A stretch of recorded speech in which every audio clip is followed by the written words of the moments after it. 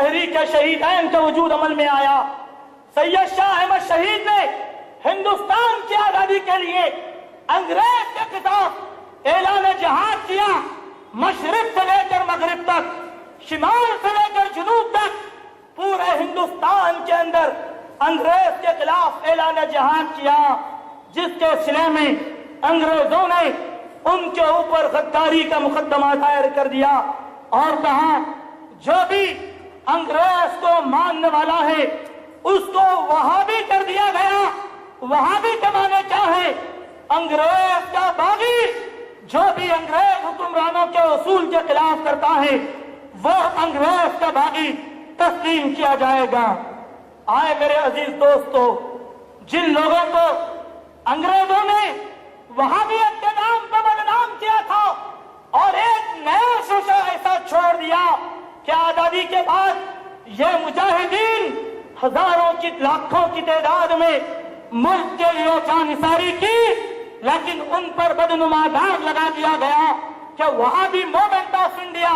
میں آپ کو بتلاتا چلوں کہ اس وہابی موومنٹ آف انڈیا کی طرف سے جو باتیں منظر عام پہ آئی وہ باتیں اس طریقے سے تھی کہ علماء سابق پور جنہوں نے ہندوستان کی آزادی میں کوئی کسر باقی نہیں رکھی، ان کے گھروں پر بلڈوزر چلا دیے گئے. پٹنہ میں ان کے گھروں پر بلڈوزر چلا دیے گئے. یہی نہیں کہ ان کی جائیدادوں کو خرچ کر کے نیلام کر دیا گیا اور ان کی جائیدادوں سے حاصل ہونے والی آمدنی کو ریلوے اسٹیشنوں میں لگایا گیا، کالجوں کے کمرے بنانے کے لیے لگایا گیا، سڑکوں کی تعمیر کے لیے لگا دیا گیا. ان کی جائیدادیں خرچ کر لی گئیں. صرف بنگال میں سید احمد شہید کے ماننے والے 1.5 لاکھ لوگوں کو انگریزوں نے سولی پر چڑھا دیا تھا. 1.5 لاکھ تحریک شہیدین سے وابستہ لوگوں کو انگریزوں نے سولی پر چڑھا دیا تھا. یہی بات نہیں کہ اس کے علاوہ 5 لاکھ مسلمانوں کو انگریزوں نے سولی پر چڑھا دیا تھا. کیوں؟ کہ وہ ہمارے خلاف اعلان جنگ کر چکے ہیں. میرے دوستو، اگر میں یہ بات کہوں تو زیادتی ہرگز نہیں ہوگی. یہ بات کہوں تو ہرگز زیادتی نہیں ہوگی کہ جتنا خون ہندوستان کی آزادی کے لیے بہایا مسلمانوں نے، شاید ہندوستان کے پورے طبقوں نے مل کر اتنا پسینہ بھی نہیں بہایا ہوگا. یہ بات میری نہیں ہے، غیر مسلم تاریخ دانوں کی بات ہے. وہ کون تھا جو ملک کے لیے اپنے اولاد کو قربان کر سکتا تھا؟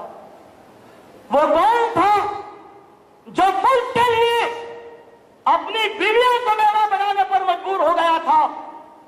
وہ کون تھا جو ملک کی سرحدوں کی حفاظت کے لیے سولی پر چڑھنے کو تیار ہو گیا؟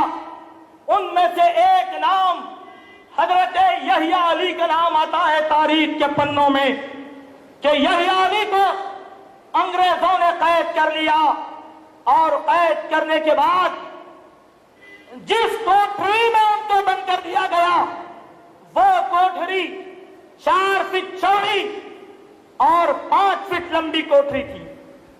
4 فٹ بائی 5 فٹ کی کوٹھری تھی. تھوڑا غور کرو، آج کے حساب سے اگر دیکھا جائے تو جدید دور کا انگریز جتنا بیت الخلا بناتا ہے اس سے تنگ کوٹھری میں مسلمانوں کو قید کر دیا گیا تھا. آج بڑے لوگوں کے بڑے حمام ہوتے ہیں ماسٹر بیڈ روم کی طرح، لیکن ہندوستان کے مجاہد کو انگریزوں نے اس طریقے کی سزائیں دی. ان کی کوٹھری کی بلندی پر ایک روشن دان تھا.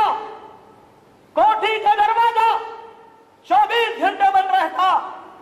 جب کوئی آتا تو دروازہ کھولتا. دن کے اوقات میں یحییٰ علی سے رہن چلانے کا کام لیا جاتا، جس کی وجہ سے وہ کمزور پڑ گئے اور پیشاب سے خون جاری ہو گیا، اسی حالت میں ان کا انتقال ہوا۔ ایک بوڑھے ضعیف نہتے نے اتنی عظیم قربانی کیوں دی تھی؟ اتنی عظیم قربانی کیوں دی تھی؟ تھوڑا سا غور کرنے کی بات ہے کہ ہم اگر اپنے ان بڑوں کی تاریخ کو بھلا بیٹھیں گے تو پھر نتیجہ ہمارے حوالے ہے کہ وہ دور بھی دیکھا ہے، تاریخ کی آنکھوں میں لمحوں نے خطا کی تھی، صدیوں نے صدا پائی۔